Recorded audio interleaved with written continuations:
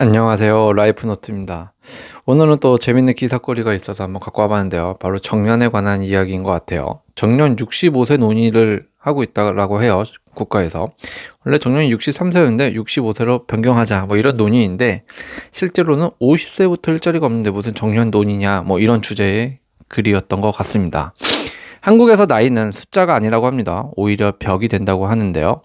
요즘 기사를 보고 있으니 국가에서는 계속 정년을 늘리려고 하는 것 같아요. 하지만 실제 근로자들은 어떻죠? 이렇게 말을 하는 거죠. 50세부터 일자리가 없는데 무슨 정년이냐. 현재 상황 아무것도 모르고 하는 소리다. 전혀 공감이 되지 않는다. 뭐 이런 반응들이 대부분인 것 같습니다. 이 말도 맞는 것 같고요. 제 주변만 보더라도 맞는 말 같습니다. 정년의 나이를 연장한다는 것은 분명 좋은 뉴스에는 틀림이 없어 보입니다만 지금은 40대 후반만 되어도 눈치 보여서 나와야 된다라고 말하는 사람들이 우리 주변에 적지 않게 있는 것 같고요. 50대는 말할 것도 없이 무조건 뭐 자영업이나 개인 사업을 하고 있지 않으면 절대 회사에 있을 수 없다, 없는 아이다 라고 많은 이들이 입을 모아 말하고 있는 게 현재 실정 같습니다. 40대가 되면 나 아직 젊다라는 마음이 살아있지만 기업은 40대를 보며 비싸고 관리해야 하고 승진적체를 일으키는 사람이라고 생각하는 시대가 온 것 같아요. 그리고 50세가 되면 갑자기 시장은 그 사람들을 경력이 아니라 비용으로 보기 시작하죠. 60세가 되기 전인데도 이미 대부분의 직장인들은 일자리를 잃거나 재취업이 사실상 불가능한 상태가 되어버렸습니다. 그런 상황에서 등장한 정년 65세 연장 법안. 웬만한 근로자들에게 공감을 얻기가 쉬울 것 같지는 않습니다. 뭐 지금 시대에서 정년은 표면상으로는 60대일지 몰라도 실제 근로자들이 노동시장에서 느끼는 정년의 나이는 한 50세라고 하니까요. 그래서 오늘은 말도 많고 탈도 많은 이 노동시장과 그 속에서 정년이라는 것에 대해서 짤막하게 이야기해볼까 하는데요. 정말 정년은 존재하는 것인가? 그리고 어떻게 하다가 대한민국 노동시장이 이렇게 되었을까라는 안타까운 주제일 것 같습니다. 사실 이런 것들이 해결되고 기사가 나지 않는 게 제일 좋은 거죠. 자, 그러면 한국은 왜 정년 65세가 현실하고 좀 동떨어져 있는 상황인지부터 이야기를 해봐야 할 것 같은데요. 한국은 이미 OECD 최상위급 고령화 사회라고 합니다. 그래서 문제는 단순히 많이 늙었다가 아니라 빠르게 늙고 있고 오래 사는데 직장은 더 빨리 내쫓긴다라는 점이 핵심인 거죠. 우선 50대부터 구조적으로 일자리 단절이 시작되고 있는 추세입니다. 50대 실업자 수는 40대의 2배 이상이 된다라고 하는데요. 기업 공고에서는 50대는 지원 자격이 없음이라는 이런 비공식 장벽이 생기기 시작했죠. 다시 뽑지도 않죠. 나이 제한을 걸어놓고요. 재취업하더라도 임금이 절반 이하로 줄기 때문에 사실상 자신의 생활 수준을 유지하기 어렵다고 느껴 금방 그만두거나 혹은 자신의 생활비를 허리띠를 졸라 매면서 줄여보지만 이 또한 계속되는 물가 상승으로 인하여 압박을 느끼고 몇 년 못 버티고 나오는 게 현실이죠. 한국 기업평가 보고서의 표현을 빌리면 한국의 실질 정년은 52.6세라고 합니다. 실질 정년 나이래요. 그런데 요즘은 왜 이렇게 젊게 잘릴까라는 생각을 해봐야 할 것 같은데요. 먼저 어느 기업이나 마찬가지겠지만 인건비 부담이 제일 클 거고요. 그것에 이어 조직 구조를 단순화할 필요가 있기 때문에 라는 부분도 있습니다. 대기업을 제외한 중소기업에서 계속해서 팀장은 한 명이면 되는데 부장은 한 명이면 되고 차장도 한 명이면 되는데 뭔가 중간중간 관리자만 많아진다는 생각과 이에 대한 효과도 못 느끼니까 쉽게 관리하자라는 생각도 점점 기업에서 강하게 하는 것 같습니다. 그 시대적 분위기인 것 같고요. 그래서 조직을 쇄신하거나 슬림화시키는 거죠. 거기에 인원수가 줄어들면 승진 적체 문제가 해결이 될 수 있고요.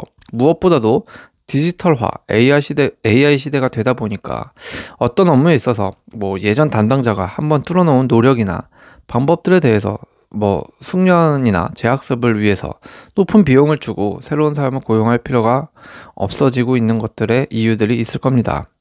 그리고 기업들이 이렇게 겉으로는 말을 안 하지만 속으로는 50대는 수익보다는 비용이 더 들어간다는 소위 가성비가 없다라는 판단을 계속적으로 하고 있는 시대이죠. 그래서 지금 보는 그래프와 같이 25년도에는 50대 고용률이 작년 대비해서 소폭 증가해서 회복을 한 건 맞지만 이건 너무 작년이 너무 안 좋다 보니까 회복해 보인 것 같지 사실 회복이 아니죠. 왜냐하면 여기에는 제가 나타내지는 않았지만 사실 여기 통계에는 단기적인 알바 같은 것들에 지나지 않는 통계상 수치라고 합니다. 그러니까 50대 고용률이 늘어난 것 같지만 작년 대비해서 대부분 단기적 알바 같은 일이나 아니면 뭔가 계약직의 한정적인 기간직이었다라는 거죠.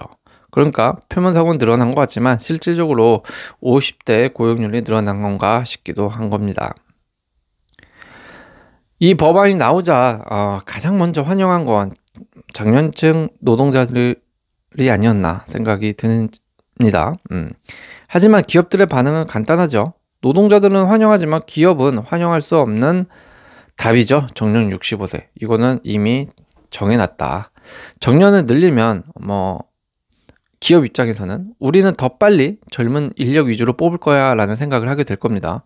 즉 정년 65세라는 이 말은 입사 30대 후반부터 커트를 할 거고 50대 취업을 절벽으로 만든다 이런 거가 아니라 40대 취업을 아예 그냥 절벽으로 더 빨리 내려올 가능성이 더 커지는 법안일 수도 있다라는 겁니다.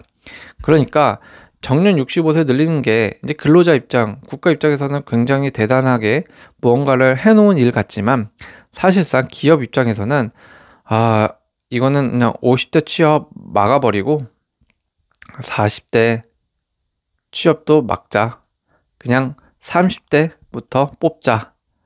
이렇게 아예 정해라 라고 말을 하게 되는 거나 마찬가지죠. 그리고 기업의 실제 전략을 잘 생각해 보면요. 정년만 늘어난다고 기존 직원을 또 오래 안 씁니다. 대신에 인턴, 계약직, 파견직을 확대하겠죠. 그리고 이어서 정규직, 신규 채용을 줄이고 전직, 전환 배치를 강화하고 조직 구조를 슬림화하는 데 집중할 겁니다. 쉽게 말하면 정년 연장은 기업들에게 자칫 잘못하면 정규직, 장기 고용 의무로 읽힐 수 있기 때문에 기업이 좀 방어적으로 움직일 거고요. 더 빨리 인력 구조 조정을 시작하라는 뜻으로 오해 해석할 수도 있습니다. 때문에 정부에서는 이런 정년 관련한 법안을 다룰 때는 조금 관전자 입장에서 법안을 수정할 것이 아니라 정말 노동자와 기업이라는 실무자 입장에서 한 번 더 생각해보고 민감하게 다뤄야 할 내용이라고 생각이 듭니다. 그럼 우리 사회는 100세 시대 하면서 정작 왜 50살부터 사회에서 외면받고 있는가라는 건데요. 사회적으로도 이 부분은 끊임없이 계속 질문해보고 해결책을 마련해 볼 필요는 있다고 보여집니다. 이 그래프는요, 대한민국의 고령화 속도와 그에 따른 OECD 내 순위 변화를 한눈에 보여주는 자료인데요. 먼저 이 붉은색 막대 그래프는요, 한국의 고령화 비율을 나타낸 거고요. 2000년대부터 는 7.2% 수준이었는데 시간이 지날수록 꾸준히 상승해서 2020년도에는 14.5%까지 상승했죠. 그리고 2025년에는 20.8%로 상승합니다. 이 수치는 국제적으로 고령 사회에서 초고령 사회로 넘어가는 기준인데요. 그래프를 보면 2000년도에서 2016년은 고령화 사회, 그리고 2017년부터 25년은 고령 사회, 2026년 이후부터는 초고령 사회로 구분되어 있습니다. 즉 한국은 불과 20여 년 만에 세 단계를 모두 통과하며 세계에서도 거의 유례없는 속도로 늙어가고 있는 나라라는 건데요. 다음으로 파란색 이 점선들은요, 한국의 고령화 수준이 OECD 국가들 중 몇 위인지 보여줍니다. 2000년도에는 33위고요. 그리고 최하위권이었는데 고령화 속도가 워낙 빠르다 보니까 순위는 계속 상승하죠. 이렇게 쭉 올라갑니다. 네, 33%에서 이렇게 쭉 올라가게 되는데요. 그래서 이제 특히 2030에서 40년 구간을 보면 순위가 거의 최고점에 다르고요. 네, 도달하고 2050년이 되면 한국의 고령화 비율은 37.4%. 국민 10명 중 거의 4명이 65세 이상이 되는 수준에 이른다라는 겁니다. 이 그래프가 보여주는 핵심 메시지는 단 하나인 거죠. 한국은 이미 세계에서 가장 빠르게 늙고 있는 나라이다. 앞으로 고령화 속도와 비중이 모두에서 이제 OECD 최상위권을 기록하게 될 거다라는 겁니다. 즉 고령화는 미래 문제가 아니라 지금 당장 대비해야 하는 현실이라는 뜻인데요. 그리고 이런 고령화는 자연스럽게 오늘 다루고 있는 정년 연장이라는 문제에도 영향을 끼친다라는 겁니다. 그렇다면 정년 연장은 대체 누굴 위한 제도인가라는 질문을 해본다면 정년 연장 논쟁은 단순한 법률 문제가 아니라 세 세대가 서로 책임을 미루는 구조적 갈등이라고 보여집니다. 일단 국가, 기업, 노동자의 시선이 있을 것 같은데요. 세 명의 집단. 일단 국가의 시선을 보면 어떨까요? 사람들이 오래 살아버리니까 시스템이 감당을 못합니다. 국가 입장에서 고령화 속도는 재정의 시한폭탄과도 같죠. 옛날에 한국 사회는 65세 은퇴해서 기대 수명 72세라서 연금 7년 정도만 지급하면 됐었다고 본다라고 한다면 지금은 어떻죠? 65세 은퇴를 해서 기대 수명이 약 84세입니다. 지급 기간이 20년 이상이 이렇게 돼버리니까 이건 구조적으로 계산이 안 맞는 모델이 되어버리는 겁니다. 그래서 국가는 필연적으로 이렇게 말할 수밖에 없게 되는 거죠. 여러분 그냥 조금만 더 일해주시면 안 될까요? 돈이 없어요 국가에. 이렇게 말을 하는 거죠. 그래야 연금도 유지가 되고 복지도 굴러갑니다 라고 말을 하는 건데요. 이건 정부가 욕을 먹고 싶어서 하는 말이 아닙니다. 현실적으로 돈이 없기 때문에 어쩔 수 없는 거죠. 그럼 다음으로는 이 기업의 시선으로 보면 어떨까요?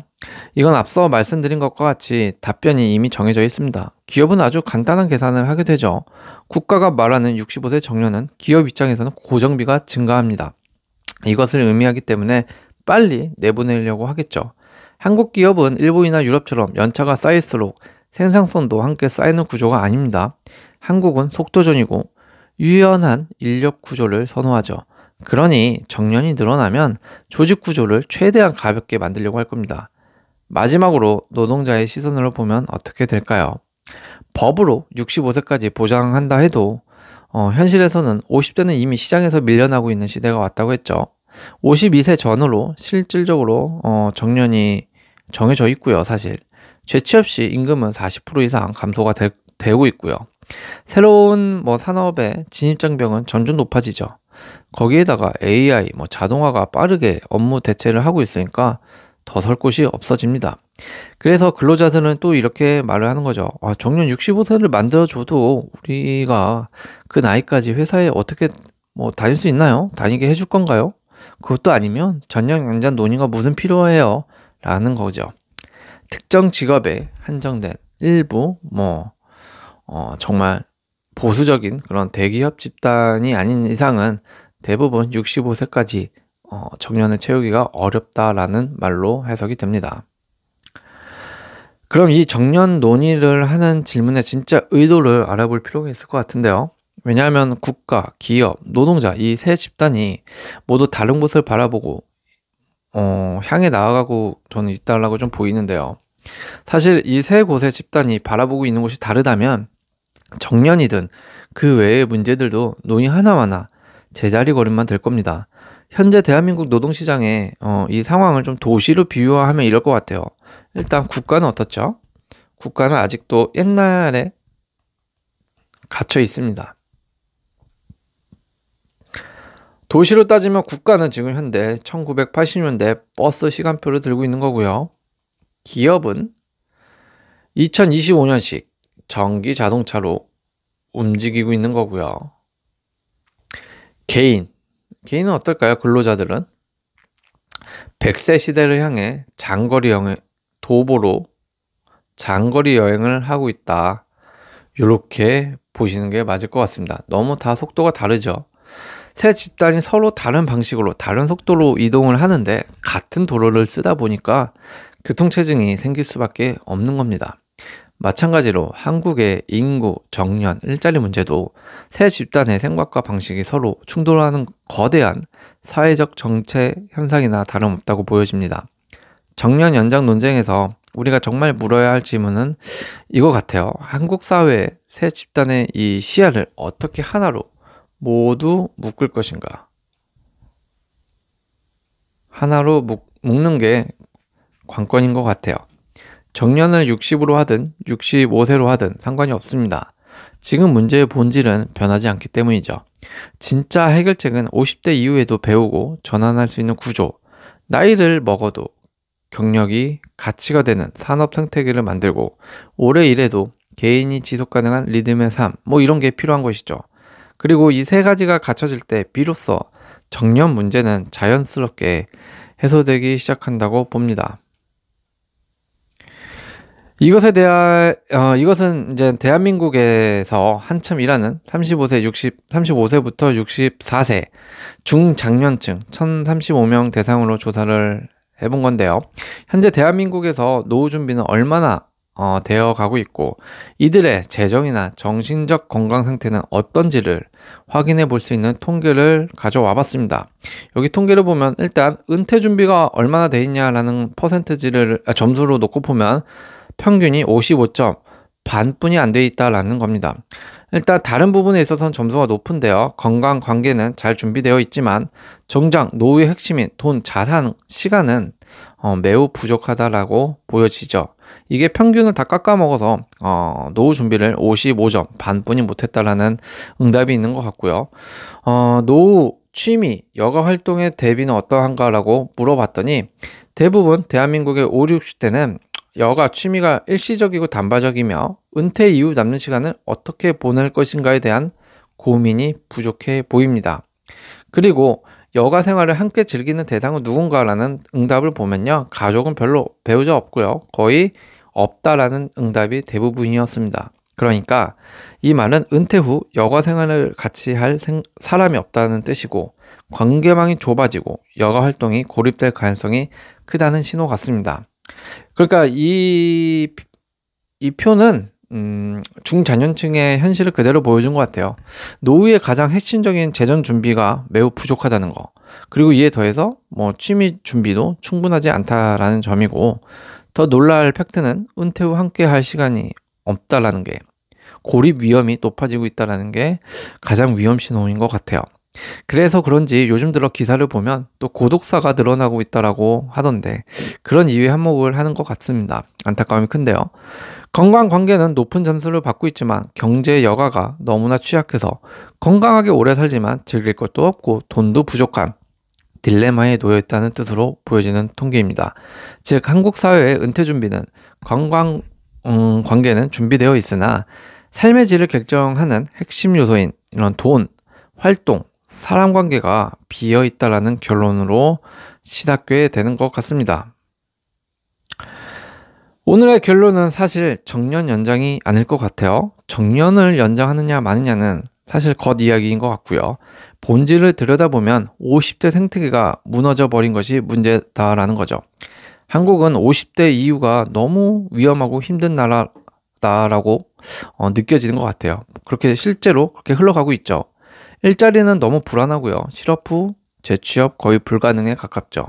연금은 턱없이 부족하고 50대이면 웬만한 자녀들이 커서 돈이 제일 많이 들 때일 겁니다. 그만큼 가정생활비 지출도 증가하는 타이밍이고요. 하필 또 기대 수명은 늘어나서 이렇게 힘든 삶을 계속 살아야 돼 라는 말까지 나오는 안타까운 현대시대에 살고 있는 것 같습니다. 지금 정년 65세보다 훨씬 중요한 건 50대가 두 번째 정성기를 가질 수 있는 나라를 만드는 게 아닐까 싶고요. 경력과 숙련이 자산이 되는 사회, 기업과 개인이 함께 지속 가능한 모델을 만드는 게 중요하겠죠. 우리는 지금 50대부터 버려지는 나라에서 살고 있는데 이것을 50대부터 다시 시작하는 나라로 전환기가 필요하지 않을까 싶습니다. 이것이 진짜 해결되고 현실화될 때 비로소 진짜 미래가 있고 진짜 인간답고 낭만이 살아나는 사회가 될 수 있지 않을까 생각을 해보게 됩니다. 오늘도 시청해 주셔서 감사합니다.